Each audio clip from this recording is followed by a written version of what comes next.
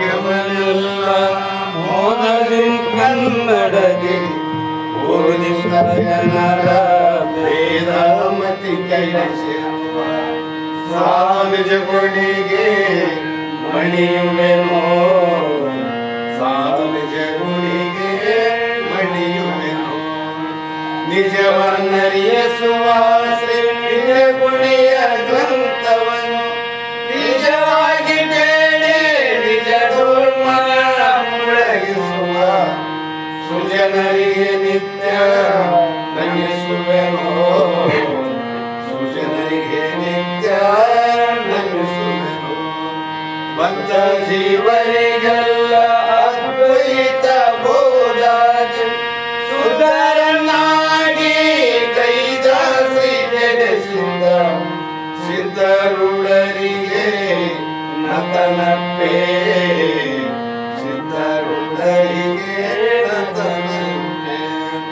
ಬಾಳ ಬಲ ವೇದಾಂತಕ್ಕೆ ಸರಿ ಬಾಳ ಗಜ್ಜನೆ ಕೇಳುವ ತನಕ ಬಾಳ ಗೋಗುತ್ತಲಿಪ್ಪಲೆ ಶಾಸ್ತ್ರವೆಂಬುವ ಹರಿಗಳು ಬಾಳ ಶಕ್ತಿಯ ಶುಂಭಗಜ್ಜನೆ ಬಾಳ ಕೇಳಿದ ಬಳಿಕ ಕೂಗವು ಬಾಳ ಕೇಳಲು ಬೇಕು ವೇದಾಂತೆಂಬ ಶಾಸ್ತ್ರವನ್ನು.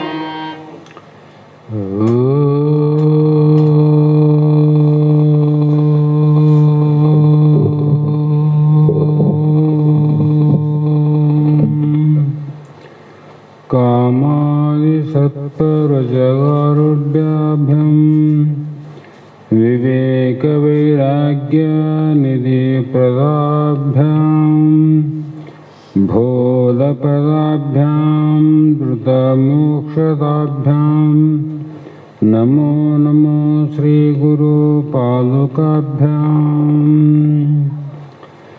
सिद्ध सद्गुरु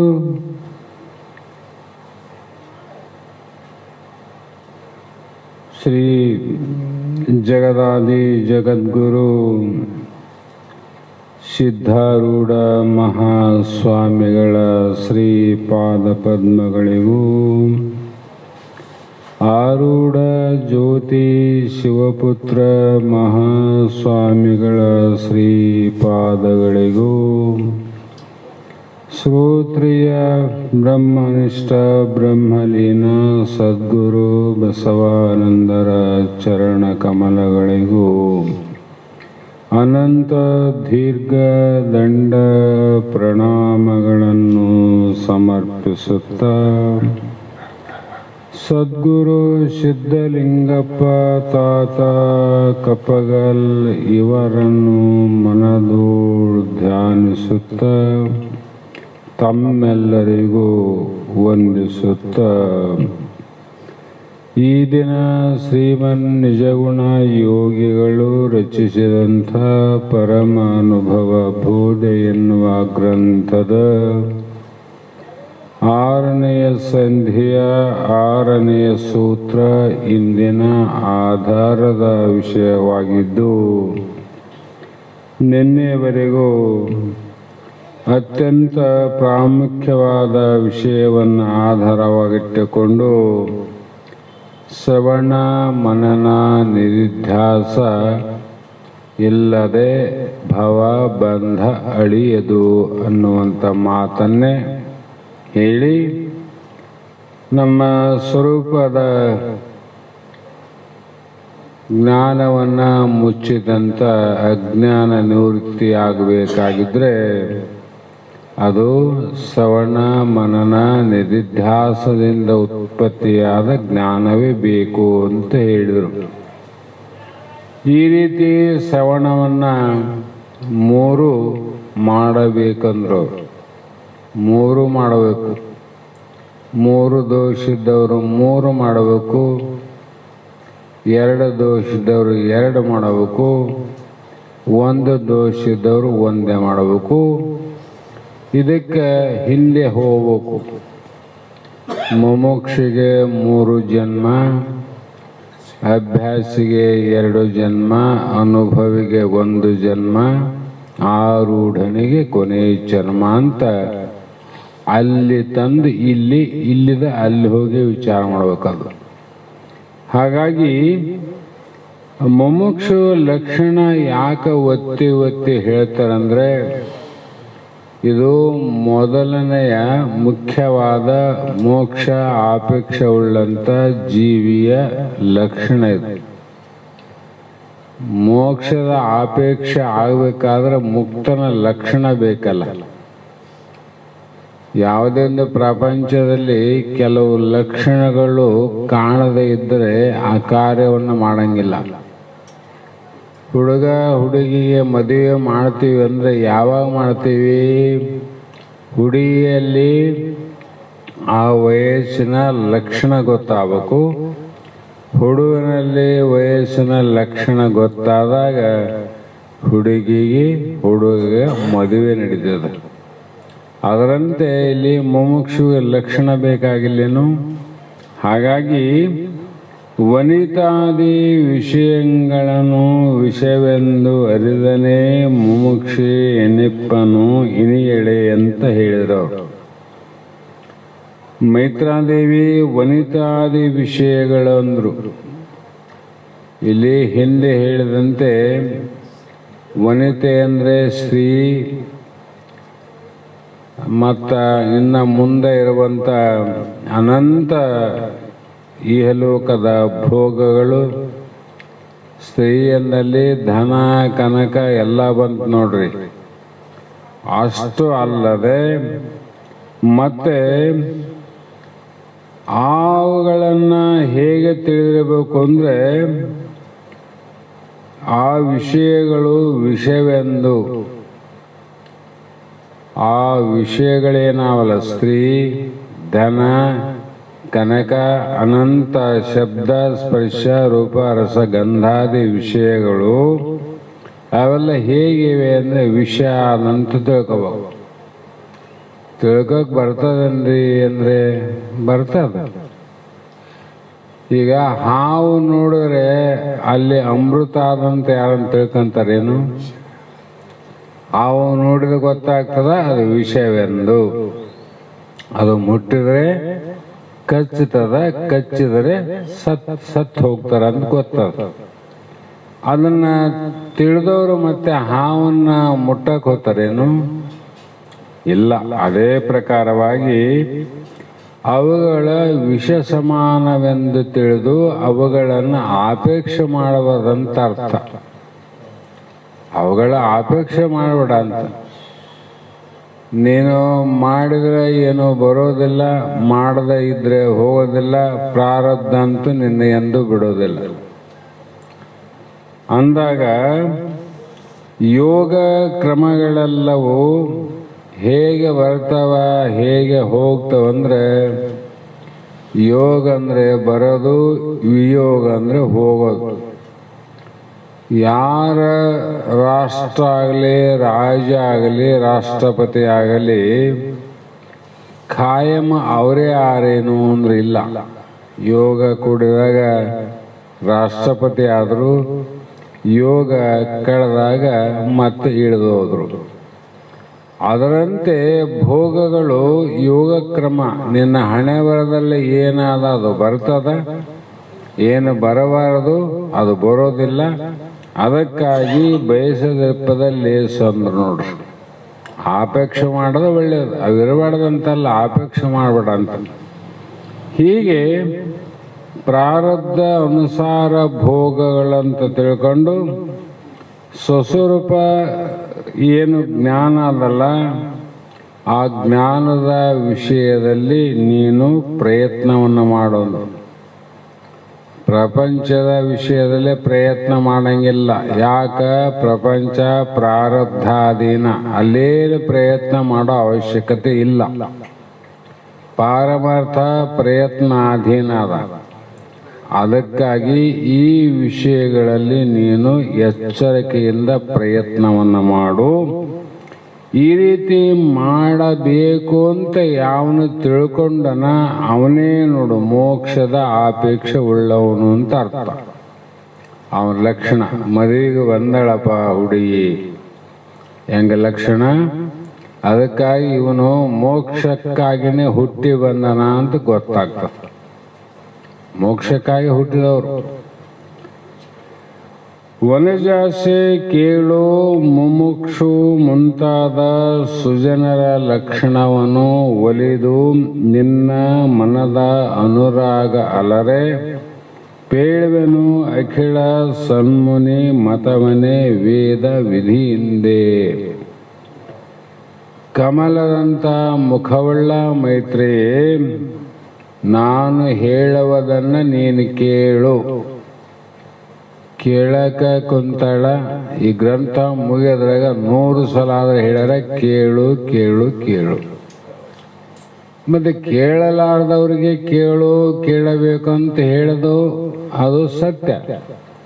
ಕೇಳಕ ಕುಂತಳ, ಕೇಳಕತ್ತಾಳ, ಮತ್ತೆ ಕೇಳು ಕೇಳು ಅಂತ. ಯಾಕಂದ್ರೆ ಇದು ಪ್ರಪಂಚದ ವಿಷಯ ಕೇಳಿದ ಮೇಲೆ 1-2 ಸಲಕ್ಕ ತಿಳಿತದ ನಿನಗ. ಪಾರಮಾರ್ಥ ವಿಷಯ ಹಾಗಲ್ಲ, ಮನಸ್ಸಿಂದ ಕೇಳಬೇಕಾಗ್ಯದ. ಇದು ಯಾರಿಗೆ ಆಗ್ಯದ ಸುಖ ದುಃಖ? ಮನಸ್ಸಿಗೆ ಆಗ್ಯದಿಲ್ಲ. ಮತ್ತೆ ಮನಸ್ಸ ಕೇಳಬೇಕು, ಮತ್ತೆ ಶರೀರ ಕೇಳಬೇಕು. ಇಲ್ಲಿ ಮನಸ್ಸ ಕೇಳಬೇಕಲ್ಲ. ಅದಕ್ಕೆ ಮನುಷ್ಯಳಾಗಿ ನೀನು ನನ್ನ ಮುಂದೆ ಕುಂತಿದ್ದಿ ನಿಜ. ನಿನ್ನ ಮನಸ್ಸು ಎಲ್ಲಿಗನ ಹೋಗಿದ್ರೆ ಅದಕ್ಕೆ ನಾ ಹೇಳಿದ್ದೂ ವ್ಯರ್ಥ ಆಗ್ತದ, ನೀ ಕೇಳಿದ್ದೂ ವ್ಯರ್ಥ ಆಗ್ತದ. ಅದಕ್ಕಾಗಿ ಎಚ್ಚರ ಮಾಡ್ತಾರ, ಪದೇ ಪದೇ ಎಚ್ಚರ. ಯಾಕಂದ್ರೆ ಮನಸ್ಸು ಮನುಷ್ಯನನ್ನ ಕೂಡಿಸಿ ಮನಸ್ಸು ಎಲ್ಲೇ ಹೋಗ್ತದ, ಎಲ್ಲೆಲ್ಲೋ ತಿರುಗಾಡ ಬರ್ತದ. ಮನುಷ್ಯ ನೋಡಿದ್ರೆ ಎದೆ ಕುಂತಿರ್ತೀವಿ. ಹಾಗಾಗಿ ಎಚ್ಚರ ಮಾಡಿದಾಗ ಹೋದಂಥ ಮನಸ್ಸು ನಮ್ಮ ಮಾಲಕರು ಕರಿತಾರಪ್ಪ ಅಂತೇಳಿ ಹೆಂಗಮ್ಮ ಒಡೆ ಬರ್ತಾರಲ್ಲ ಸೇವಕರು, ಅದ್ರಂಗ ನಮ್ಮ ಆಫೀಸರ್ ಬಂದಪ್ಪ ಅಂತೇಳಿ ಹೆಂಗ ಅಲ್ಲಿ ಕುಂತವ್ರು ಎದ್ದು ಹೋಗ್ತಾರ, ಅದ್ರಂಗ ಅಲ್ಲೆಲ್ಲಿ ತಿರುಗಾಡುವಂಥ ಮನಸ್ಸು ಇವನು ಎಚ್ಚರ ಮಾಡೋ ಬಂದಪ್ಪ ಅಂತೇಳಿ ಮತ್ತೆ ವಾಪಸ್ ಬರ್ತಾರ. ಆ ಕಾರಣಕ್ಕಾಗಿ ಇಲ್ಲಿ ಮುಮುಕ್ಷು ಮುಂತಾದ ಸುಜನರಂದ್ರು. ನಾ ಹೇಳಿದಂತೆ ಮುಮುಕ್ಷು, ಅಭ್ಯಾಸಿ, ಅನುಭವಿ, ಇವು ಮೂವರಿಗೆ ಸುಜನರು ಅಂತ ಕರೆದಾರ. ಇವರಿಗೆ ಸುಜನರು, ಸಜ್ಜನರು ಬೇರೆ, ಸುಜನರು ಬೇರೆ, ಶಾಂತರು ಬೇರೆ. ಏನು ಶಾಸ್ತ್ರದಲ್ಲಿ ನಾನಾ ಪ್ರಕಾರ ಹೇಳ್ಯಾರ. ಮತ್ತೆ ಇದು ಹೇಗೆ ಹೇಳ್ತೀನಿ ಅಂದರೆ ಅವರ ಲಕ್ಷಣವನ್ನು ನಾನು ತಿಳಿದು ಪ್ರೇಮದಿಂದ ನಿನಗೆ ಮನಸ್ಸು ಅರಳುವಂಗ, ಮನಸ್ಸು ಶಾಂತಿ ಆಗುವಂಗ ಹೇಳುವನು ಅಖಿಳ ಸನ್ಮುನಿ ಮತವನೇ. ವೇದ ಪ್ರಮಾಣದಿಂದಲೂ ವೇದಾರ್ಥದ ಪ್ರಮಾಣದಿಂದಲೂ ಮತ್ತು ಮನನ ಮಾಡಿದಂಥ ಮುನಿಗಳು ಹೌದಪ್ಪ ಹೌದಪ್ಪ ಅಂತ ಒಪ್ಪುವ ಹಾಗೆ ನಾನು ಹೇಳುತ್ತೇನೆ. ಏಕಾಗ್ರ ಚಿತ್ತದಿಂದ ಕೇಳು. ಏನು ಹೇಳ್ತೀರಿ ಅಂದರೆ, ಪರಮ ಸುಜ್ಞಾನಾರ್ಥಿ ಎನಿಸಿ ಭಕ್ತಿಯೊಳು ಸದ್ಗುರುವನೇ ಆಶ್ರಯಿಸಿ ನಂಬಿಕೆಗೂಡಿ ಪರಿಚರ್ಯಂಗಳ ಅಂಗಳನು ಅಲಸದೆ ಮಾಳ್ಪ ಸಚ್ಚರಿತನೆ ವರ ಮೋಕ್ಷು ಎನಿಪನು. ಇಲ್ಲಿ ಯಾರಿಗೆ ಹೇಳಬೇಕು ಅಂದರೆ, ಪರಮ ಅಂದರೆ ಶ್ರೇಷ್ಠ ಅಂದ್ರಷ್ಟೇ, ಪರಮ ಅಂದ್ರಷ್ಟೇ, ಅಧಿಕ ಅಂದ್ರಷ್ಟೇ. ಅಂತ ಅಧಿಕವಾದ ಸುಜ್ಞಾನ ಅರ್ಥಿ ಎನಿಸಿ ಅವನು ಈ ಮಾನವ ದೇಹವನ್ನ ಯಾವುದೋ ಜನ್ಮದ ಪುಣ್ಯದಿಂದ ತೊಟ್ಟು ಹುಟ್ಟಿ ಬಂದು ಅವನು ಏನು ಪಡಿಬೇಕಂತ ಅಪೇಕ್ಷೆ ಆದಂದ್ರೆ ಜಗತ್ತಿನಲ್ಲಿ ಯಾರು ಪಡೆದಿರಬಾರದು, ಅದು ಪಡೆದ ಮೇಲೆ ಅದಕ್ಕಿಂತ ಹೆಚ್ಚಿಂದು ಪಡೆಯುವುದು ಇನ್ನೊಬ್ಬರಿಗಿರಬಾರದು. ಎಲ್ಲರೂ ತಪಸ್ಸು ಮಾಡ್ಯಾರ, ಇಂದ ದೇವತೆಗಳು ತಪಸ್ಸು ಮಾಡ್ಯಾರ, ರಕ್ಕಸರು ತಪಸ್ಸು ಮಾಡ್ಯಾರ.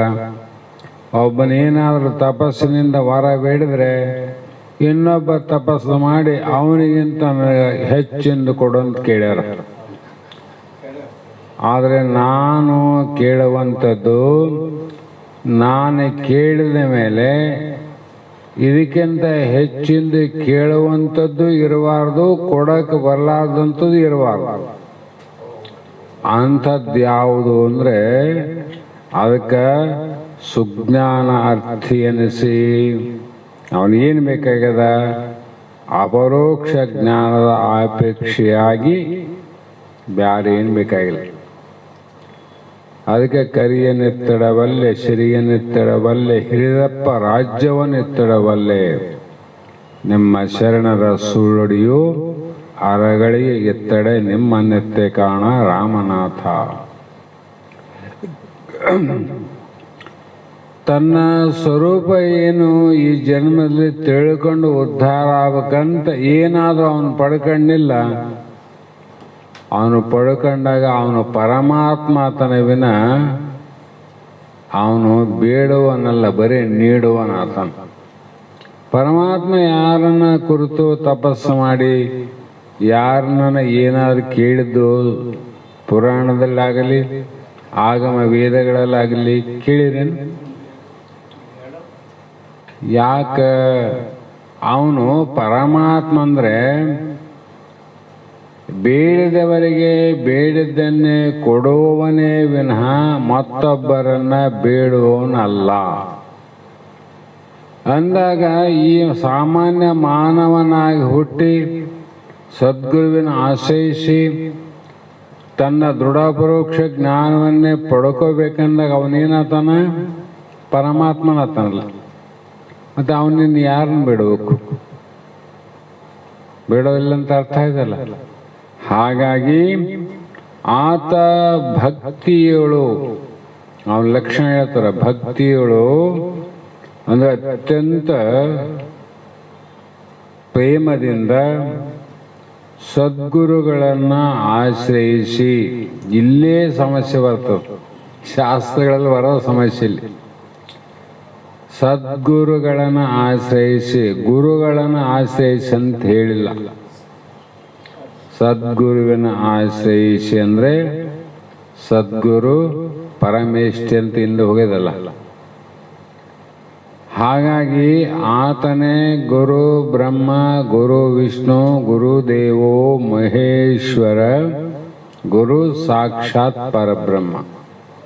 ತಸ್ಮೈ ಶ್ರೀ ಗುರುವೇ ನಮಃ. ಅಂತಹ ಶ್ರೋತ್ರಿಯ ಬ್ರಹ್ಮಷ್ಟ ಸದ್ಗುರುಗಳನ್ನು ಹೊಂದಿ ಹೆಂಗ ಕೂಡು ಅಂದರೆ ನೀನು ಮಿತ್ರನಾಗಿ ಕೂಡು ಅಂತ ಹೇಳಿಲ್ಲ, ಮಿತ್ರನಾಗಿ ಕೂಡು ಅಂತ ಹೇಳಿಲ್ಲ. ಮತ್ತೆ ಗಂಡ ಹೆಂಡತಿ ಕೂಡಿದಂಗೆ ಕೂಡು ಅಂತಲ್ಲ, ತಂದೆ ಮಗ ಕೂಡಿದಂಗೆ ಕೂಡು ಅಂತಲ್ಲ. ಇಲ್ಲಿ ನಂಬಿಕೆಯಿಂದ ಕೂಡಿ ಅಂದರು, ವಿಶ್ವಾಸದಿಂದ ಕೂಡು ಅಂದರು. ವಿಶ್ವಾಸ ಇದ್ರೇ ಗಂಡ ಹೆಂಡತಿ, ವಿಶ್ವಾಸ ಇದ್ರೇ ತಂದೆ ಮಗ, ವಿಶ್ವಾಸ ಇದ್ರೇ ಮಿತ್ರ ಕಳತ್ರ. ಈ ವಿಶ್ವಾಸ ಅನ್ನೋದು ಯಾರಲ್ಲಿ ಹೋಗ್ತದ ಅವತ್ತೇ ತಂದೆ ಮಗನ ಸಂಬಂಧ ಕಡ್ದು ಹೋಗ್ತದ. ವಿಶ್ವಾಸ ಹೋಯ್ತು ಅಂದರೆ ಗಂಡ ಹೆಂಡತಿ ಸಂಬಂಧ ಹೋಗ್ತದ. ವಿಶ್ವಾಸ ಇಲ್ಲಂದ್ರೆ 70-80 ವರ್ಷದ ಮಿತ್ರರಾದರೂ ಕೂಡ ಅವರ ಸಂಬಂಧ ಕಡ್ದು ಹೋಗ್ತದೆ. ಅಂದರೆ ದೀರ್ಘಕಾಲಕ್ಕೆ ಕಾರಣೇನು ಕೂಡಿಸೋದಕ್ಕೆ ನಂಬಿಕೆ ಅಂದರು. ಅದಕ್ಕೆ ಗುರುಗಳಲ್ಲಿ ವಿಶ್ವಾಸದಿಂದ ಕೂಡಿಕೊಂಡು ಪರಿಚರ್ಯಗಳನ್ನು ಅಂದರು. ಆತನಿಗೆ ಸೇವಾದಿಗಳನ್ನು ಅಲಸದೆ ಬೇಸರ ಪಡಲಾರದೆ ಮಾಡುವ ಸದಾಚಾರಿಯೇ ವರ ಅಂದ್ರೆ ಶ್ರೇಷ್ಠನಾದ ಮೋಕ್ಷದ ಆಪೇಕ್ಷೆ ಉಳ್ಳವನು ಅಂತ ಹೇಳಿದ್ರು. ಮೋಕ್ಷದ ಆಪೇಕ್ಷೆ ಉಳ್ಳವನು ಇಲ್ಲಿ ಬಂದಾಗ ಇನ್ನ ಮೋಕ್ಷ ಆಗಿಲ್ಲ. ಯಾವಾಗ ಇದು ಬಂತಿಲ್ಲ ಅವನು ಮುಂದಿನ ದಾರಿ ಬಲು ಸುಲಭ ಅದ. ಇವು ಬರೋದು ಬಹಳ ಕಷ್ಟ ಅದ. ಇದು ಬಂದ ಮೇಲೆ ಮೋಕ್ಷ ಆಗದೇನು ಬಹಳ ಕಷ್ಟ ಇಲ್ಲ. ಇವೇ ಹೆಣ ಮಲಗ್ತಾವ. ಕಾರಣ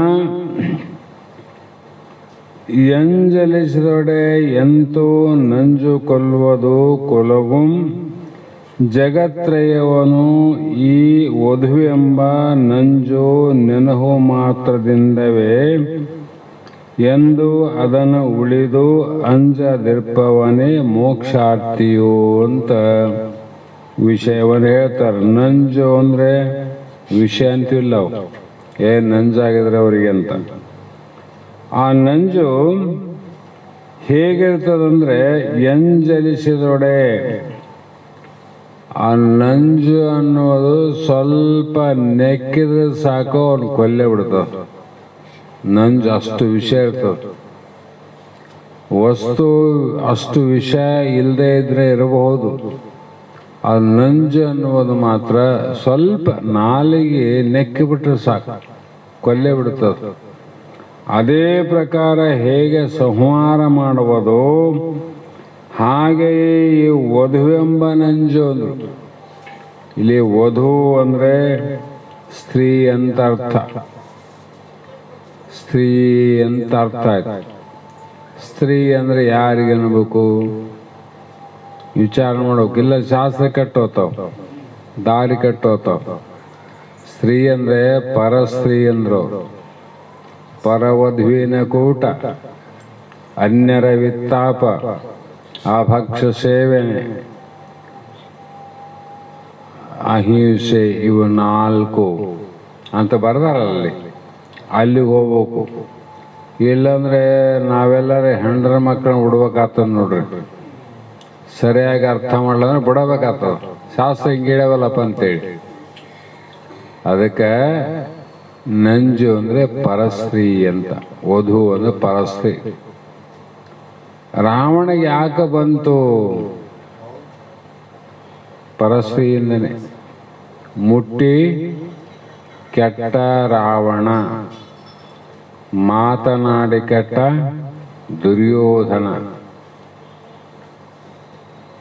ಇನ್ನೊಬ್ಬನ ಕೆಟ್ಟ ಕೀಚಕ ಅಂತ. ಇವ್ರು 3 ಎದಕ್ಕಾಗಿ ಕೆಟ್ಟರು?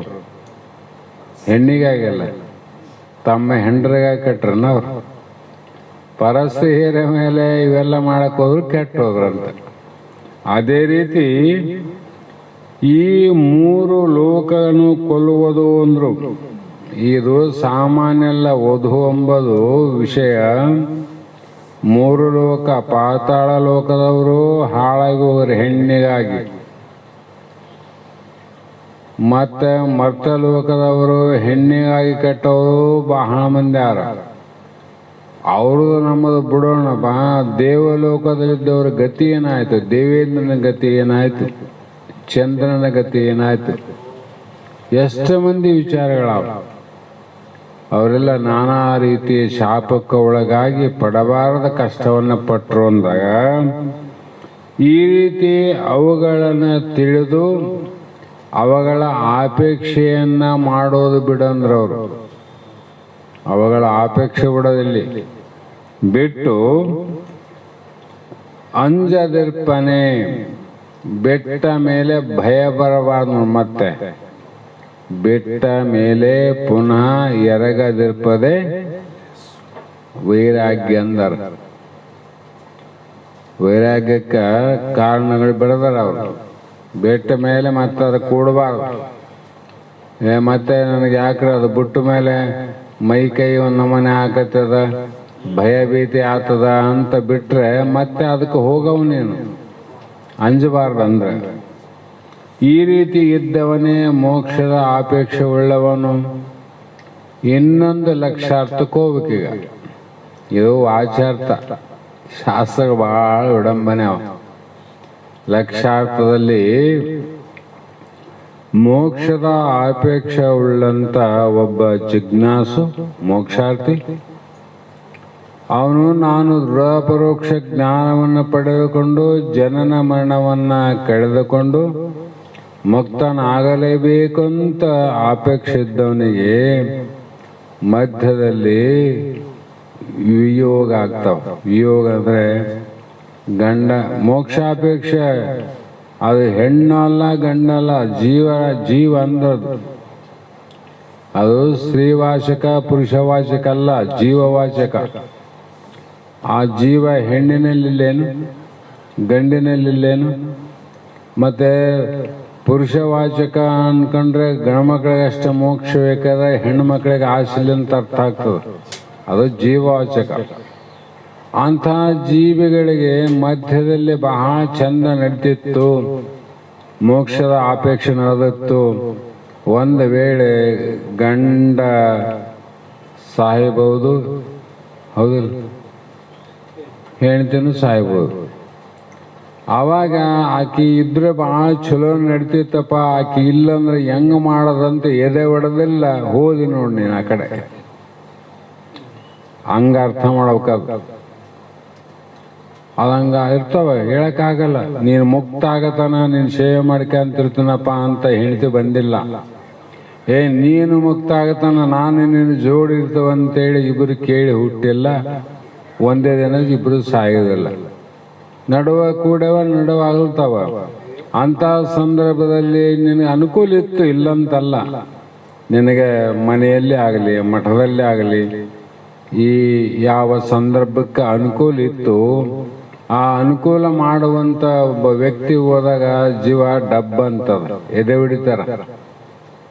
ಇಲ್ಲಪ್ಪ ಮುಂದೆ ಆರಾಮ್ ನಾನು ಪ್ರಪಂಚ ಎಲ್ಲರಿಗೆ ಅವ್ರಿಗೆ ಕೊಟ್ಟು ಆರಾಮ್ ನಾನು ಎಲ್ಲೇನ ಮಠದಲ್ಲಾಗಲಿ ವಾನಪ್ರಸ್ಥ ಆಗಲಿ ಸಂಚಾರದಲ್ಲಾಗಲಿ ಇರಬೇಕಂತ ಮಾಡಿದ್ದೆ, ನಡುವ ಗದ್ಲಿಂಗಾಯ್ತು, ಮುಂದೆ ನಮ್ಮ ಸಂಸಾರ ಗತಿ ಹೆಂಗಂತ ಅದಕ್ಕೆ ಅಂಟಕ್ಕೆ ಹೋಗ್ಬೇಡ ಅಂದ್ರ ನಡೆ ನಡೀತದ. ಅದು ಪ್ರಾರಬ್ಧ ನೀನೇನು ಹಿಡ್ಕೊಂಡ್ರು ಅಷ್ಟೇ ನಡೀತದ, ಹಿಡಿದೇ ಇದ್ರು ಅಷ್ಟೇ ನಡೆಯೋದು. ಹಾಗಾಗಿ ಈ ರೀತಿ ವಿಷಯವು ಒಂದು ಜನ್ಮವನ್ನು ನಾಶ ಮಾಡ್ತದ. ನಂಜು ಒಂದೇ ಜನ್ಮ, ಆದರೆ ಸ್ತ್ರೀ ಎಂಬ ವಿಷಯ ಅದಲ್ಲ, ಅನೇಕ ಜನ್ಮಗಳನ್ನು ನಾಶ ಮಾಡ್ತದೆ ನೋಡಿ. ಜನ್ಮ ಜನ್ಮಾಂತರ ಹೋಗ್ತದೆ. ಹಾಗಾಗಿ ಅದರಿಂದ ವಿಷಯಕ್ಕಿಂತಲೂ ವಿಷಯ ಯಾವುದು ಅಂದರೆ ವಧು ಒಂದು. ಸ್ತ್ರೀ ಅನ್ನುವುದು ಬಹಳ ವಿಷಯಕ್ಕಿಂತ ವಿಷಯ. ಹೀಗೆ ತಿಳಿದು ಬಿಟ್ಟವನೇ ಮುಮುಕ್ಷು ಎನಿಸುವನು. ತಿಳಿದು ಬಿಡೋದು, ಆ ಬಿಟ್ಟು ಓಡೋಗಲ್ಲ. ವೇದಾಂತ ಶಾಸ್ತ್ರದಲ್ಲಿ ಬಿಟ್ಟು ಓಡಿ ಹೋದ್ರೆ ಲಡೇಜಿ ಅಂತಿದ್ದ ನಮ್ಮ ತಾತ. ಲಡೇಜಿ ಲಜ್ಜಡಿ ಅಂತ ಹಿಂಗೆ ಬೈತಿದ್ರು. ಕೈಲಾಗಲಾರ್ದವನು ಬಿಟ್ಟು ಓಡಿ ಹೋಗಿದ್ದೆ ಅಂತಿದ್ದ.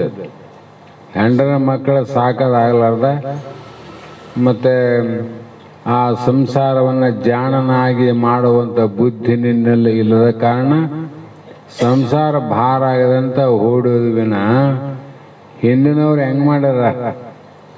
ರಾಮ ಸಂಸಾರಿಕ, ಕೃಷ್ಣ ಸಂಸಾರಿಕ, ಜನಕ ಸಂಸಾರಿಕ.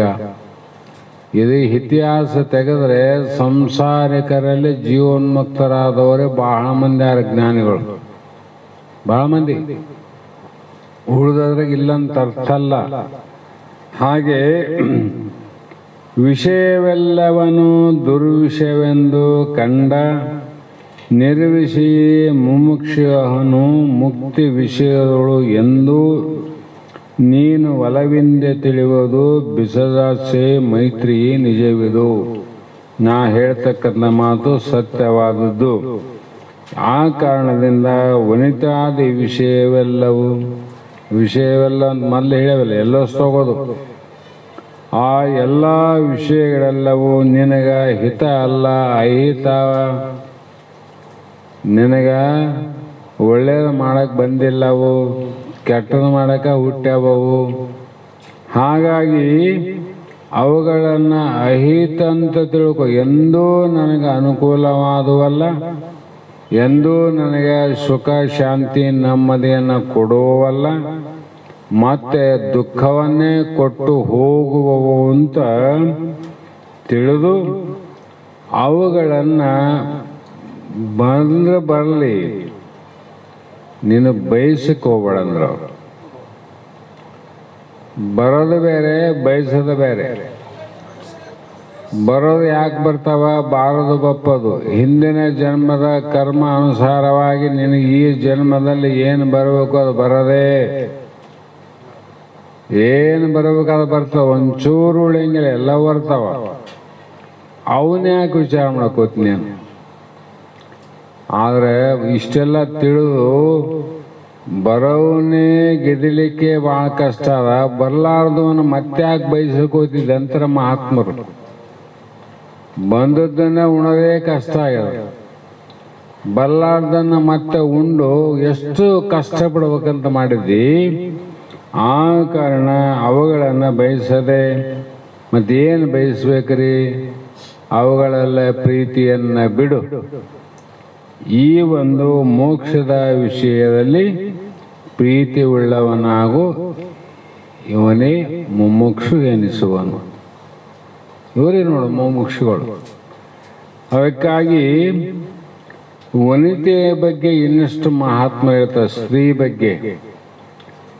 ಯಾಕಂದರೆ ಹೆಣ್ಣಿಗಾಗಿ ಸತ್ತವರು ಕೋಟ್ಯಾನುಕೋಟಿ, ಮಣ್ಣಿಗಾಗಿ ಸತ್ತವರು ಕೋಟ್ಯಾನುಕೋಟಿ, ಹೊನ್ನಿಗಾಗಿ ಸತ್ತವರು ಕೋಟ್ಯಾನುಕೋಟಿ, ನಿನಗಾಗಿ ಸತ್ತವರನ್ನು ಒಬ್ಬರನ್ನು ಕಾಣೆ ಎಂದರ. ಮಹಾತ್ಮರು ಎಲ್ಲ ಅನುಭವ ಮಾಡಿಡ್ಯಾರ. ಎಷ್ಟು ಜನ, ಕೋಟಿ ಕೋಟಿ ಜನ ಹೆಣ್ಣಿಗಾಗಿ ಸತ್ತಾರ. ಮಣ್ಣಿಗಾಗಿ ಭೂಮಿ, ಈ ಭೂಮಿಗಾಗಿ ಕೋಟಿ ಕೋಟಿ ಕೋಟಿ ಜನ ಸತ್ತೋಗ್ಯಾರ.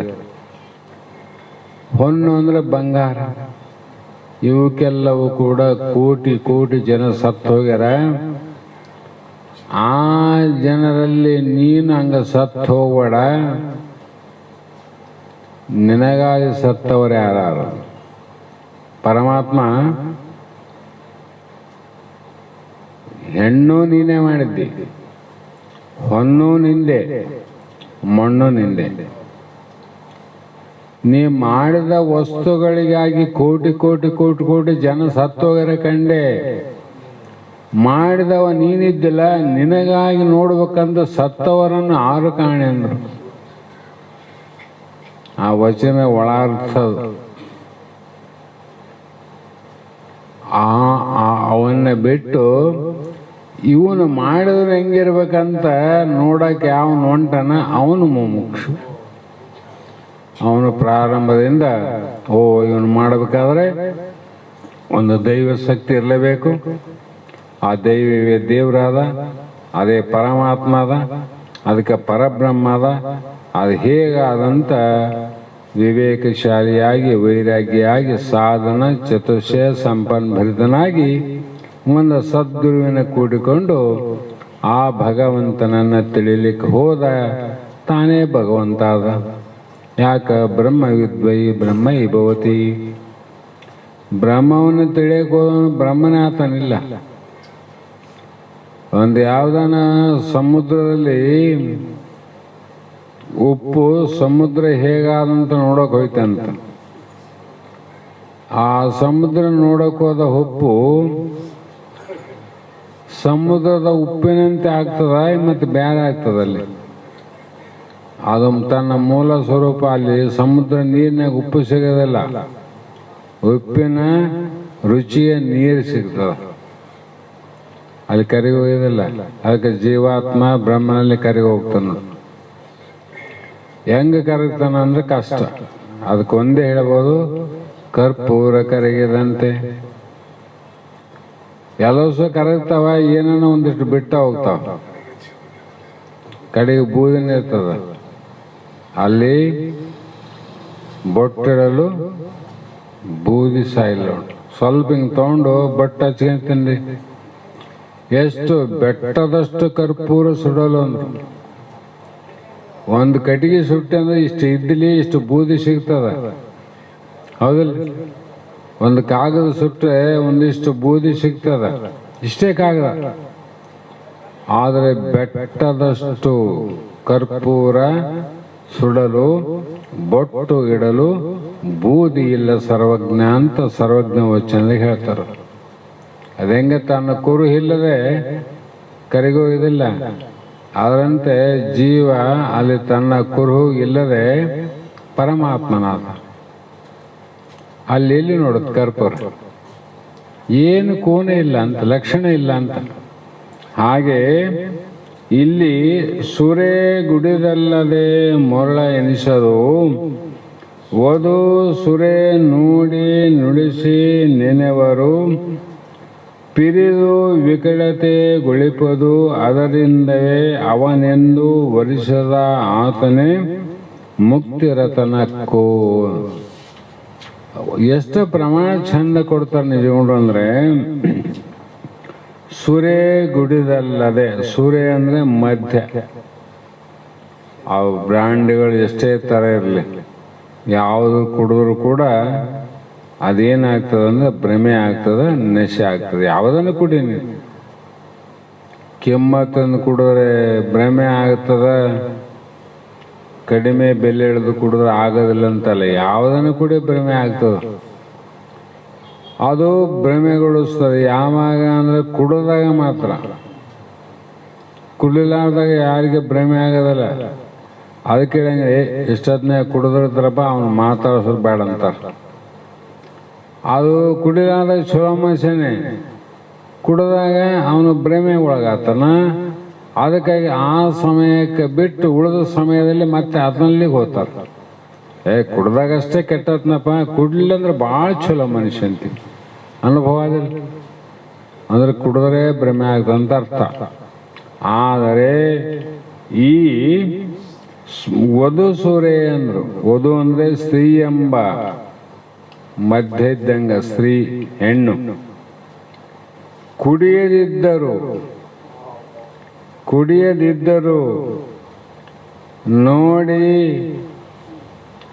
ನೋಡಿದರೆ ಮಾತನಾಡಿಸಿದರೆ ನೆನೆದರೆ ಮೂರು ಪ್ರಕಾರ ಭ್ರಮೆ ಆಗ್ತದೆ. ನೋಡಿದರೆ ಮನವ, ಮಾತನಾಡಿಸಿದರೆ ಧನವ. ನೋಡಿದ್ರೆ ಮನಸ್ಸು ಹೋಗ್ತದಿಲ್ಲ, ಆ ಮನಸ್ಸಿಂದ ಸ್ವಲ್ಪ ಮಾತಾಡ್ಸಮು ಅಂದ್ರೆ ಧನವ. ಮತ್ತೆ ಏನ್ ಮಾಡ್ತದ, ಕೂಡಿದ್ರೆ ಮರಣವ. ಕೂಡಿದ್ರೆ ಏನಾಯ್ತು, ಮರಣ ಆಯ್ತಿಲ್ಲ. ಮತ್ ನಾನು ಓದೊಂಬ ಶಬ್ದಕ್ಕೆ ಅರ್ಥ ಮಾಡಿದ್ದು ಪರಸ್ತ್ರೀ ಅಂತಿರೋ. ಮತ್ತೆ ನಿಮ್ಮ ಹೆಂಡ್ರನ್ನ ನೀವು ನೋಡಿದ್ರೆ ಏನ್ ಆಗ್ತದೆ, ನಿಮ್ಮ ಹೆಂಡ್ರನ್ನ ನೀವು ನೋಡಿದ್ರೆ ರೊಕ್ಕ ಓದ್ತವೇನಲ್ಲಿ ಅಂದ್ರೆ ಅರ್ಥ ಏನ್ ಬರ್ದಾರ ಅವರು? ಇಲ್ಲಿ ಬರ್ದಾರ ಅದು. ಅದಕ್ಕಾಗಿ ನೋಡಿದರೆ ಏನಿಲ್ಲ, ಅದನ್ನು ಕುಡಿದ್ರೆ ಅದು ಭ್ರಮೆ ಆಗ್ತದೆ.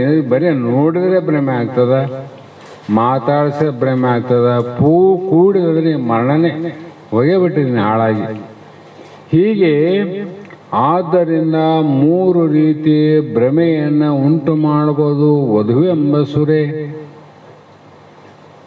ಅದಕ್ಕೆ ಇದನ್ನು ಬಿಟ್ಟು ಏನು ಮಾಡು, ಮೋಕ್ಷದಲ್ಲಿ ಪ್ರೀತಿ ಉಳ್ಳವನಾಗು. ಅಂತ ಕೆಟ್ಟದಲ್ಲಿ ಪ್ರೀತಿ ಹಾಕಿಟ್ಟಿದ್ದು ನಿನ್ನ ಕೊಲ್ತದ, ನಿನ್ನ ಬದುಕಿಸುವುದಾದಲ್ಲ. ಕೊಲ್ಲೋದು ಅದು, ಬದುಕಿಸುವುದ್ಯಾವುದು ಪಾರಮಾರ್ಥ. ಹಾಗಾಗಿ ಸ್ತ್ರೀ ವಿಷಯ ಅನ್ನೋದು,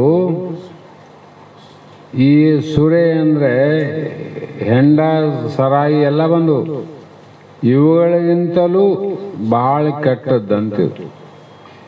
ಅಂದರೆ ಇವನ್ನ ನಂಬಬಹುದು, ಕುಡಿಯವನ್ನ ಇವನ್ ನಂಬಬಾರ್ದು ಅಂತ ಅರ್ಥ. ಯಾಕಂದ್ರೆ ಕುಡಿದಾಗಷ್ಟೇ ಕೆಟ್ಟವನಂತ. ಇವನ್ ಹಂಗಲ್ಲ, ಮನಸ್ಸಿನಾಗ ನೆನೆದು ಕೆಟ್ಟೋಗ್ಬಿಟ್ಟ ನಾವು. ಹಾಗಾಗಿ ಉಕ್ತ ವಿಷಯವು ತಾನಾಗಿ ವಿಘ್ನವಿಲ್ಲದೆ ಬಂದರು. ಇಂಥ ಕೆಟ್ಟ ವಿಷಯಗಳೇನಾವಲ್ಲ, ನಮ್ಮನ್ನು ಕೊಲ್ತಾ ಒಳಗ ನಿತ್ಯ ನಿತ್ಯ. ತನಗೆ ನಿಷ್ಕಂಟಕವೆನಿಸಿ ರಹಸ್ಯದಳು ಅನುಕೂಲ ವಿಷಯದು ಒಂದು ಒದಗಲು ಮನ ಎಳಸದೆ ನೀತಿಗೆಳೆವ ನಿರಾಸಕ್ತ ನೆನಪನೆ ವರ ಮುಮುಕ್ಷುವೆನಿಕ್ಕು.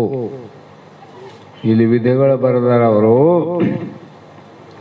ಈ ರೀತಿ ನಿಷ್ಕಂಟಕವೆನಿಸಿ ಒಂದೊಂದು ಸಲ ಅವನೇನು ಪ್ರಯತ್ನ ಮಾಡಲಾರ್ದೆ ಇಂಥ ಪರಸ್ತ್ರೀ ಎನ್ನುವಂಥದ್ದು ತಾನು ಏಕಾಂತವಾಗಿದ್ದಲ್ಲಿ ನಿರ್ಜನರಾದ ಪ್ರದೇಶದಲ್ಲಿ ತನಗೆ ಅನುಕೂಲಕರವಾಗಿ ಅಂಥ ಮಧು ಸಮಾನ ಭ್ರಮೆ ಉಂಟು ಮಾಡುವಂಥ ಸ್ತ್ರೀ ಏನೊಂದು ಉಪದ್ರವವಿಲ್ಲದೆ ಯಾರ್ದು ಏನು ಆತಂಕ ಇಲ್ಲ ಅಲ್ಲಿ. ಅಂಥ ಏಕಾಂತದಲ್ಲಿ ಅಂಥ ಹಿತಾದಂಥ ಒಂದು ಹೆಣ್ಣು ಸಿಕ್ಕರೂ ಕೂಡ ಆ ಮನವೆಳಸದೆ ಅದರ ಮೇಲೆ ಮನಸ್ಸು ಹೋಗುವಾರ ನೋಡು. ಎಷ್ಟು ಹೇಳ್ತಾರೆ ಅವರು. ಎಳಸದೆ ಅಂದ್ರೆ ಮನಸ್ಸು ಆ ಕಡೆ ಹೋಗದೆ ತಿರಸ್ಕಾರವನ್ನು ಮಾಡುವಂತ ವೈರಾಗ್ಯ ಬರಬೇಕು. ನಿರಾಸಕ್ತಿನ ವೈರಾಗ್ಯ ಅಂತದ್ದು.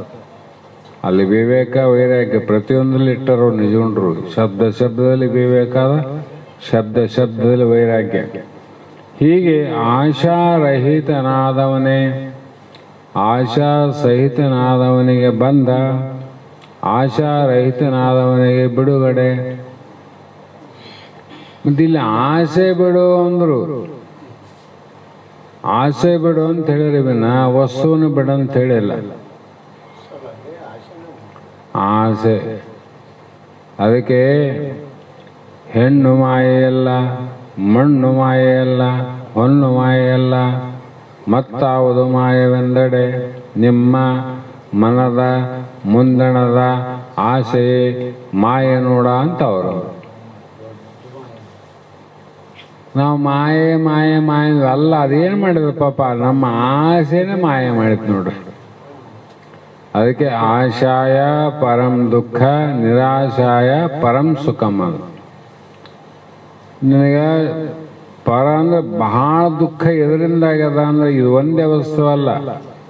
ಜಗತ್ತಿನಲ್ಲಿ ಏನು ವಸ್ತುಗಳಾವ, ವಿಷಯಗಳಾವ, ಅವುಗಳ ಆಶೆಯನ್ನ ಮಾಡಿ ಮಾಡಿ ಮಾಡಿ ನೀ ದುಃಖ ತಂದ್ಕೊಂಡಿದ್ದಿ. ಮತ್ತೆ ಈಗ ಆ ವಸ್ತುಗಳನ್ನ ಆಸೆ ಮಾಡೋದು ಬಿಟ್ಟಿಲ್ಲ, ನಿನಗೆ ಸುಖ ಆಗ್ತದ. ಎಲ್ಲಿ ಹೋಗ್ಯದ ಅದು? ನಿನ್ನಲ್ಲೇ ಆದ, ನಿನ್ನ ಸ್ವರೂಪನೇ ಆದ ಆನಂದ. ಆನಂದ ಸ್ವರೂಪ ನಾವಿಲ್ಲ, ಆನಂದ ಹುಡುಕಾಡ್ತೀವಿಲ್ಲ. ಇದಕ್ಕೇನು ಅನ್ಬೇಕು? ಇದಕ್ಕೆ ಭ್ರಮೆ ಅಂದರು, ಇದಕ್ಕೆ ಭ್ರಾಂತಿ ಅಂದರು. ಕಾರಣ ಏನಂದ್ರೆ ಇದಕ್ಕೆ ರಾಗ ಅಂದರು. ರಾಗ ಅಂತ ಹೇಳ್ತಾ ಬಂದಲ್ಲ. ಹೀಗೆ ಮುಮುಕ್ಷು ವಿಷಯಗಳು ದೈವಾನುಗ್ರಹದಿಂದ ತಿಳಿದು ಹೆಂಗೆ ತಿಳ್ಕೊಬೇಕಪ್ಪ ಇವು ಅಂದ್ರೆ, ಅದಕ್ಕೆ ಹೇಳಿ ಮೊದಲೇ ಪ್ರಾರಬ್ಧ ಮಾತು ಭಾಳ ನಂಬಕ್ ನೋಡ್ರಿ. ಯಾವಾಗ ಮೋಕ್ಷದ ಅಪೇಕ್ಷ ಪಾರಮಾರ್ಥಗಳು ಯಾರೇ ಇರಲಿ, ಅವ್ರು ಯಾವ ಮತದವರು ಇರಲಿ, ಯಾವ ಗುರುಗಳ ಶಿಷ್ಯರಿರಲಿ, ಯಾವ ಗುರುಗಳೇ ಇರಲಿ, ಅಲ್ಲಿ ಜಾತಿ ನಾಮ ರೂಪ ಕುಲ ಇವೆಲ್ಲ ಯಾವ ಭೇದ ಇಲ್ಲ. ಅಲ್ಲಿ ಇರೋ ಒಂದೇ ಪ್ರಾರಬ್ಧ, ದೈವ ಪ್ರಾರಬ್ಧ ಹಣೆ ಬರ ಏನಂತೀವಲ್ಲ, ಅದನ್ನ ನಂಬಿಕೆ ಬರಲಿಲ್ಲ ಅಂದ್ರೆ ಇವನು ಕೋಟಿ ಬಿ ಅಂದ್ರ 1 ಕೋಟಿ ಜನ್ಮ ಎತ್ತಿ ಮುಕ್ತ ಆಗ್ಬೇಕಂದ್ರೆ ಆಗೋದಿಲ್ಲ. ಯಾಕಂದ್ರೆ ಪ್ರಾರಬ್ಧದ ಮೇಲೆ ವಿಶ್ವಾಸ ಇಲ್ಲ. ಅದಕ್ಕೆ ಚಲೋದಾದ್ರೆ ನಾನು ಅಂತಿದ್ದಿ, ಕೆಟ್ಟದಾದ್ರೆ ನಿಂದಂತಿದ್ದಿ. ನಂದಂತ ಈಗ ನಾನು ನಿಂದನ ಮನುಷ್ಯರಿಗಂದ್ರೆ ಬರಲ್ಲ, ದೇವ್ರಿಗೆ ಅಂತಾರೆ. ಈಗ ಚಲೋದಾದ್ರೆ ನಾವು ಮಾಡಿ ಒಂಥರ, ಕೆಟ್ಟದಾದ್ರೆ ದೇವ್ರು ಮಾಡ್ಯಾನಂತ. ನಾವು ಕೆಟ್ಟದ ದೇವ್ರು ಮಾಡ್ತಾನ? ಮತ್ತೆ ಯಾರನ್ನ ಓದ್ತಿರ್ತವ್ರು ಅಲ್ಲಿಗೆ ಬಾರಿಸಿ ಅಂತ, ಅವಾಗ ಏನು ಬರ್ತಾವ ಶಬ್ದ? ದೇವರಿಗೆ ಬೈತಾರೆ ಮಂದಿ. ನಿನ್ನ ಕರುಣೆ ಇಲ್ಲೇನು, ನಿನಗೇನು ಮಾಡಿದ್ದ, ಯಾಕೆ ಹೆಂಗೆ ಮಾಡಿದ್ದಿ, ನೀನೇ ಆ ದೇವರು ಆ ಶುರು ಮಾಡಿದ್ರೆ ಯಾಕೆ ತನ್ನಂಗೆ ಆಗಲ್ಲ. ಅದು ಪ್ರಾರಬ್ಧ, ಅದು ದೈವದ್ದಂತ ಹೇಳಿದ್ರೆ ದೈವದ ಮೇಲೆ ಇಲ್ಲ ನೋಡು. ಈ ಕಡೆ ಹೇಳೋದಕ್ಕೆ ಇಲ್ಲಿ ಹಿಂಗೆ ಆಯ್ತಾ ಅಲ್ಲಿ ದುಃಖ ಆಯ್ತಿಲ್ಲ. ಮತ್ತು ನೀನು ಪರಮಾತ್ಮನ ಬೈಯೋರು ಮೋಕ್ಷ ಹಂಗೆ ಆಗ್ತದ. ಅದಕ್ಕೆ ದೈವದ ಮೇಲೆ ವಿಶ್ವಾಸ ಇರ್ಬೇಕು ಯಾವಾಗ. ಕಾರಣ ಬಯಸಿದೊಡೆ ಆಗಿ ಬಯಸಿದರೆ ಹೋಗಲು ಬಯಸುವುದು ಉಚಿತ, ಅದು ಇಲ್ಲಾಗಿ ಬಯಸಲಾಗದು. ಮೊದಲೇ ಹೇಳಿವಲ್ಲ, ಬಾರದು ಬಪ್ಪದು ಬಪ್ಪದು ತಪ್ಪದು. ಏನು ಬರಬೇಕಾಗ್ಯದ ಹಣೆ ಬರದ, ಹಣೆ ಬರ ಯಾರು ಇಂದ ನೀ ಮಾಡಿದ್ದೆ, ಅದು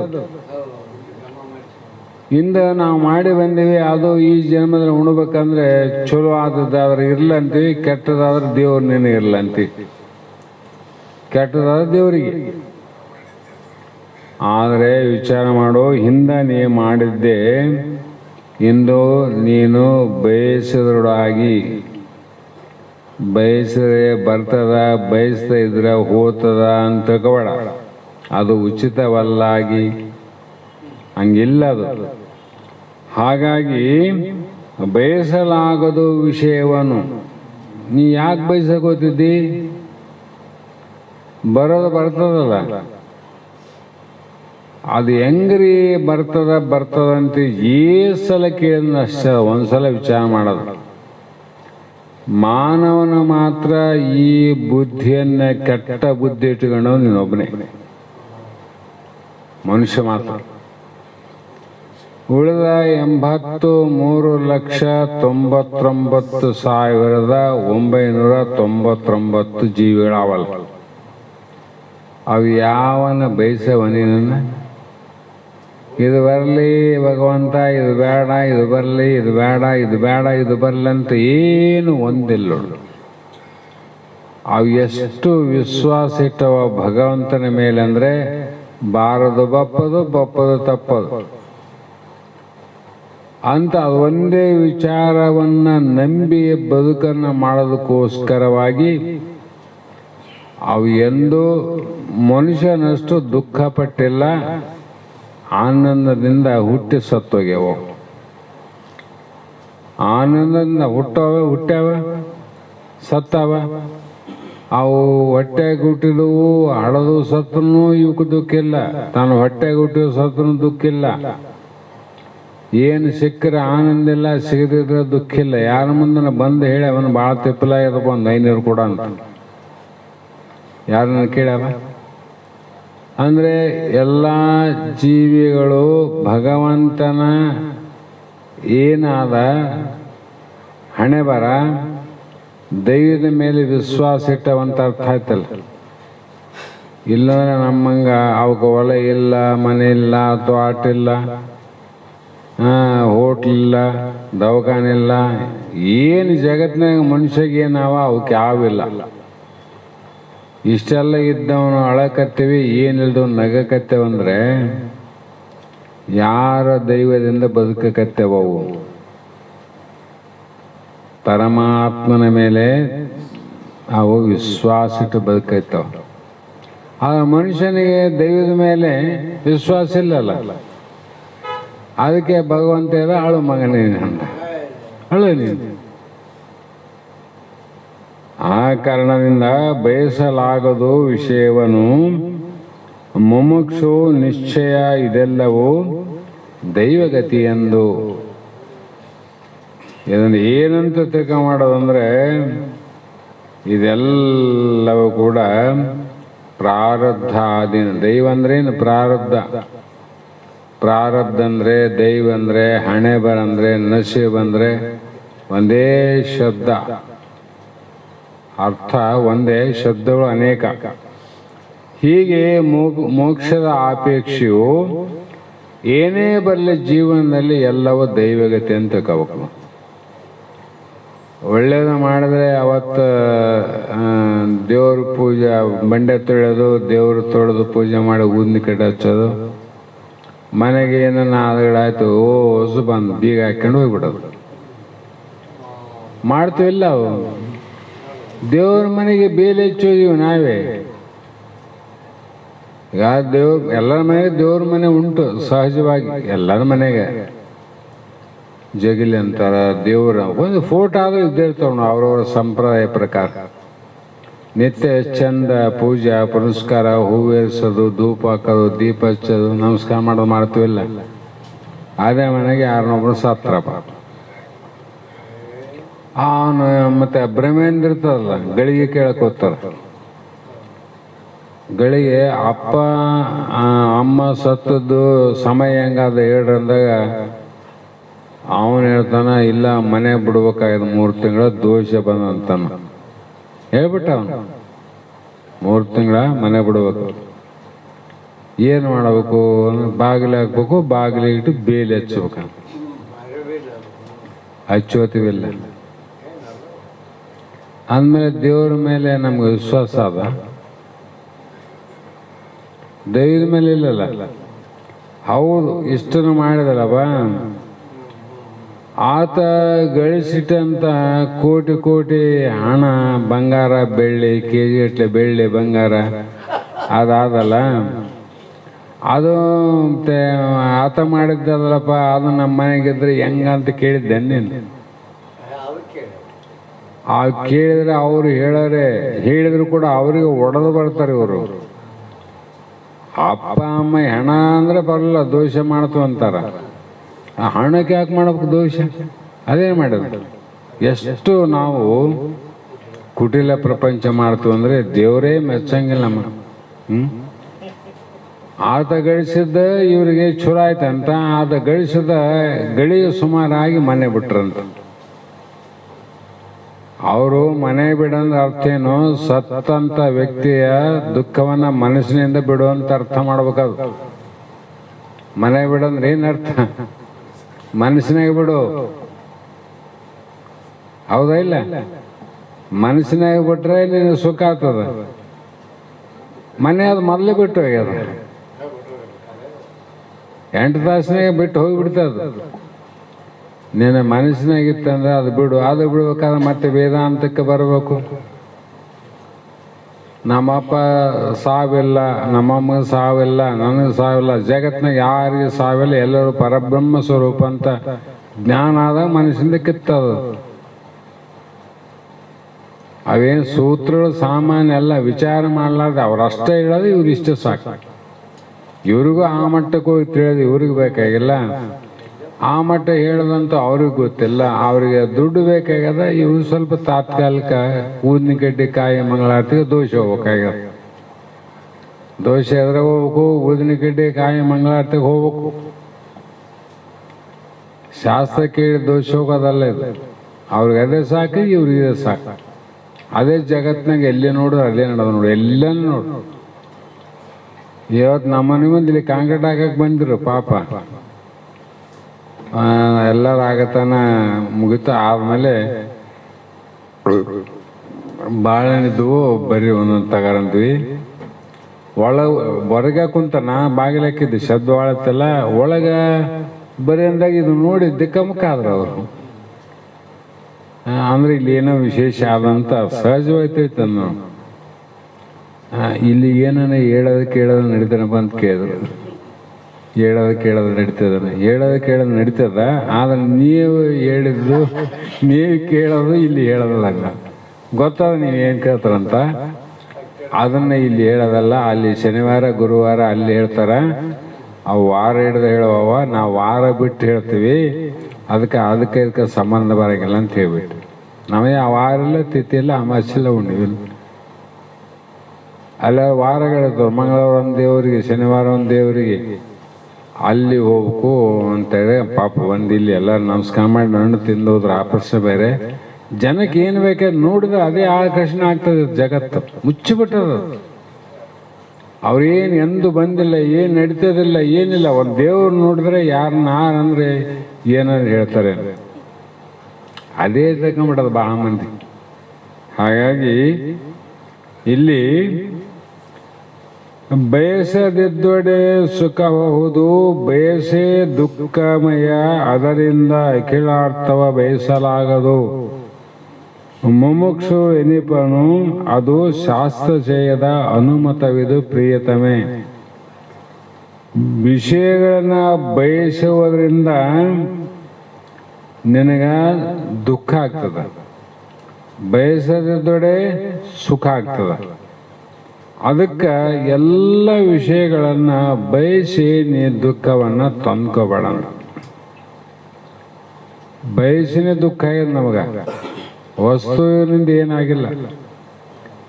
ಬಂಗಾರದ ಅಂಗಡಿಗೆ ಹೋಗ್ತೀವಿ, ಬಟ್ಟೆ ಅಂಗಡಿ ಹೋಗ್ತೀವಿ, ಆ ಹೊರಗಡೆ ಅವರು ಈಗೆಲ್ಲ ಬಂದವಲ್ಲ ಸ್ಟ್ಯಾಚ್ಯೂ ಮಾಡಿ ಬಟ್ಟೆಗಳು ಉಡಿಸಿರ್ತಾರ. ಏನು ಹೆಣ್ಮಕ್ಳ ಡ್ರೆಸ್ ಏನು, ಗಂಡ್ಮಕ್ಳ ಡ್ರೆಸ್ ಏನು, ಈಗ ಮಲಬಾರ ಅಂತವೆಲ್ಲ ಬಂದವಲ್ಲ ಬಂಗಾರದ ಅಂಗಡಿ, ಅವೆಲ್ಲ ಕೊರಳಿಗೆ ಹಾಕುವಂಥ ಬಂಗಾರ ಸಾಮಾನು ನೋಡಿ ಬಂದರೆ ಏನು ದಿಕ್ಕ ತಪ್ಪೋಗ್ತದೆ. ಎಂಥವನಾದ್ರೂ ಒಂದು ಹೆಜ್ಜೆ ನಿಂತವು, ಅಷ್ಟು ಆಕರ್ಷಣೆ ಮಾಡ್ತಾವ. ಮತ್ತೆ ಅಲ್ಲಿ ಬಯಸಿ ಹೋದವ್ರಿಗೆ ದುಃಖ ಆಗದೆ. ದಿವಸ ಅದೇ ಅಂಗಡಿ ಮುಂದೆ 100 ಮಂದಿ ತಿರುಗಾಡ್ತಾರಲ್ಲ, ಅವ್ರಿಗೆ ಯಾಕಾಗಲ್ಲ ದುಃಖ? ಅವರು ಬಯಸಲಿಲ್ಲ ಅಷ್ಟೇ. ಅವ್ರು ಬಯಸಿದ್ರು, ಒಳಗೋದ್ರು, ಬೆಲೆ ಹೆಚ್ಚಾಯ್ತ, ನಾವು ವಾಪಸ್ ಬಂದಾರ ಏನಾನ ರೊಕ್ಕ ಕಡಿಮೆ ಆಯ್ತಂತ ದುಃಖ ತಗೊಂಡೇ ಬಂದ್ರೆ ವಿನ ಸುಖ ಅಂತ ಆಗಿಲ್ಲ. ಅದು ಹೊರಗೆ ನೋಡ್ಯಾರ, ಅವ್ರು ಬಯಸಿಲ್ಲ, ಸುಖದಾಗಲ್ಲ ಅವ್ರು. ಅದನ್ನೇ ಶಾಸ್ತ್ರ ಹೇಳಕತ್ತ. ಅದ್ರಂಗೆ ಎಲ್ಲ ವಿಚಾರ ಆಯ್ತು. ನಮ್ಮ ನೀ ಏನು ಬರೋದು ಬರ್ತದ, ದೈವದಾಗ ಏನು ಬರ್ಬೇಕು ಬರ್ತದ. ಅದಕ್ಕೆ ಇದು ಮುಮುಕ್ಷುವೆನಿಪದು ಶಾಸ್ತ್ರಚಯದ ಸಹಮತ ಅಂದ್ರು. ಶಾಸ್ತ್ರಗಳು ಏನು, ಎಷ್ಟು ಶಾಸ್ತ್ರಗಳುಂಟು, ಅವು ಯಾವ 1180 ಉಪನಿಷತ್ತುಗಳಲ್ಲಿ ಕರ್ಮಪರನಿರಲಿ, ಉಪಾಸನ ಪರವಿರಲಿ, ಜ್ಞಾನಪರದ ಎಲ್ಲ ಶಾಸ್ತ್ರಗಳ ಸಮೂಹ ಅಂದ್ರೆ ಗುಂಪು. ಅವೆಲ್ಲವೂ ಇದೇ ಮಾತನ್ನು ಹೇಳ್ತವ. ಅದಕ್ಕೆ ನೀನು ಇರಲಿ, ಇಚ್ಛೆ ಮಾಡಬೇಡ ಅಂದರು. ಭೂಮಿ ಇರಲಿ, ಇಚ್ಛೆ ಮಾಡಿದ್ರೆ ದುಃಖ ಆಗ್ತಿಲ್ಲ ನಿಮಗೆ. ಆ ಭೂಮಿ ಮೇಲೆ ತಿರುಗಾಡೋದು ದುಃಖ ಆಗಿದೆ ನಿಮಗೆ, ಯಾರಿಗಾಗಿಲ್ಲ. ಆ ಭೂಮಿ ಇಚ್ಛೆ ಯಾವಾಗ ಆಯ್ತಿಲ್ಲ ದುಃಖ ಆಯ್ತು. ನಾ ಬಂಗಾರದ ಹಿಡಿದಷ್ಟೇ, ಭೂಮಿ ಹಿಡಿದಷ್ಟೇ, ಎಲ್ಲವೂ ಅಷ್ಟೇ. ಆ ಕಾರಣದಿಂದ ವಿಷಯಗಳನ್ನು ಅಪೇಕ್ಷೆ ಮಾಡಬಾರದು ಅಂತಕ್ಕಂಥ ಮಾತನ್ನು ಇಲ್ಲಿಯವರೆಗೆ ಹೇಳಿದರು. ಇಲ್ಲಿಗೆ 8 ನುಡಿ ಮುಕ್ತಾಯಿತು. ಮತ್ತು ಮಂಗಲ ಆದ ನಂತರ ಇವತ್ತಿನ ಶಾಸ್ತ್ರದ ಪುಷ್ಪಗಳನ್ನು ಗುರುಪಾದಕ್ಕೆ ಸಮರ್ಪಿಸಿ ಮತ್ತೆ ನಾಳೆ ಪ್ರಾರಂಭ ಮಾಡೋಣ ಅನ್ನುವಂಥ ಮಾತನ್ನು ಹೇಳಿ ನಾವು ನೀವು ಧನ್ಯರಾಗೋಣ. ಮಂಗಲ ಹೇಳಿ. ಮಂಗಲಂ ಗುರು ಶಂಕರಾನಂದ ಮಾ ಭಕ್ತವೃಂದ, ಸಂಘ ಶರಣರ ನಿಜದ ಆನಂದ. ಮಂಗಲಂ ಗುರು ಶಂಕರಾನಂದ ಮಾ ಭಕ್ತವೃಂದ, ಸಂಘ ಶರಣರ ನಿಜದ ಆನಂದ. ಮಂಗಲಂ ಮಯವಾದ ಜಡಿ ಗುರು ಸಂಘದಿಂದಲೇ ಸಗಲ ವೇದವು ಅಂಗಮಯನೆಂದೆನಿಸಿಕೊಂಡಿ ಭೃಂಗ ಕೀಟಕ ನ್ಯಾಯದಂದದಿ. ಮಂಗಲಂ ಗುರು ಶಂಕರಾನಂದ ಭಕ್ತವೃಂದ, ಸಂಘ ಶರಣರ ನಿಜದ ಆನಂದ. ಎಲ್ಲಿ ಜನಿಸಿ ಎಲ್ಲಿ ವಾಸಿಸಿದೆ, ಎಲ್ಲೆಲ್ಲೋ ತಿರುಗಿ ಬಲ್ಲತನದಲ್ಲಿ ಬ್ರಹ್ಮ ಬೋಧಿಸಿದೆ. ಕಲ್ಲು ಹೃದಯದ ಕಾಲದೂತರ ಸಲ್ಲು ತಪ್ಪಿಸಿ ಸೆಳೆದು ಜನರ ಜನನ ಮರಣದ ಬಾಧೆ ತೊಲಗಿಸಿ ಚಿನ್ಮಯಾತ್ಮನ ಬೋಧೆ ನೆಲೆಸಿ. ಮಂಗಲಂ ಗುರು ಶಂಕರಾನಂದ ಮಾ ಭಕ್ತವೃಂದ, ಸಂಘ ಶರಣರ ನಿಜದ ಆನಂದ. ನೀ ಜನಿಸಿ ಬೆಳೆದ ಭೂಮಿಯಂತಿಯದೋ ಘನಮಹಿಮ ನಿಮಗೆ ಗುಣವಸಲುಳಿದ ಸ್ವಾಮಿ ಅಂತವರು ಕಾಸವರ ಗುರು ಶೇಷನಂದರ ಕಾಸ ವಿದ್ಯೆಯ ಕಲಿತು ಕೆಲ ದಿನ ಭೂಷಣಕ್ಕೆ ಭೂಷಣವನೆನಿಸಿದಿ ವಾಸ ಮಾಡಿದೆ ಜಡಿಯ ಮಠದಲ್ಲಿ ಮಂಗಲಂ ಗುರು ಶಂಕರಾನಂದ ಮಾ ಭಕ್ತವೃಂದ ಸಂಘ ಶರಣರ ನಿಜದಾನಂದ ಒಡವಿಯೋಳ್ ವೇದಾಂತ ಒಡೆಯನೋ ಜಡಿದೇವನಿವನು ನುಡಿದ ತತ್ವ ಮಸಿಯ ವಾಕ್ಯವನು ಕರುಣೆಯಿಂದಲೇ ಸುರಿದ ಅಮೃತ ಕರ್ಣದಲ್ಲಿ ಕೃಪೆ ಮಾಡಿಕೊಂಡು ಜನನ ಮರಣದ ಬಾಧೆ ತೊಲಗಿಸಿ ಚಿನ್ಮಯಾತ್ಮನ ಪೂಜೆ ನೆಲೆಸಿದಿ ಮಂಗಳಂ ಗುರು ಶಂಕರಾನಂದ ಮಾ ಭಕ್ತವೃಂದ ಸಂಘ ಶರಣರ ನಿಜದ ಆನಂದ ಸಂಘ ಶರಣರ ನಿಜದ ಆನಂದ ಹರವೋ ಓಂ ಚೈತನ್ಯಂ ಶಾಶ್ವತಂ ಶಾಂತಂ ವ್ಯೋಮಾತೀತಂ ನಿರಂಜನಂ ನಾರಾದಿಂದುರಾತೀತಂ ತಸ್ಮೈ ಶ್ರೀ ಗುರವೇ ನಮಃ ಶ್ರೀಮದ್ ಜಗದ್ಗುರು ಸಿದ್ಧಾರ್ಥ ಮಹಾರಾಜ್ ಕಿ ಜೈ ಶ್ರೀ ಸದ್ಗುರು ಶಿವಪುತ್ರ ಮಹಾರಾಜ್ ಕಿ ಜೈ ಶ್ರೀ ಸದ್ಗುರು ಬಸವಾನಂದ ಮಹಾರಾಜ್ ಜೈ ಶ್ರೀ ಸದ್ಗುರು ಅಭಿನಂದನ ಮಹಾರಾಜ್ ಕಿ ಜೈ ಸಕಲ ಸಾಧು ಸಂತ ಮಹಾರಾಜ್ ಕಿ ಜೈ ಜಯ ಮಂಗಲಂ ಜಯ ಪಾರ್ವತೀಶ್ವರ ಮಹಾದೇವ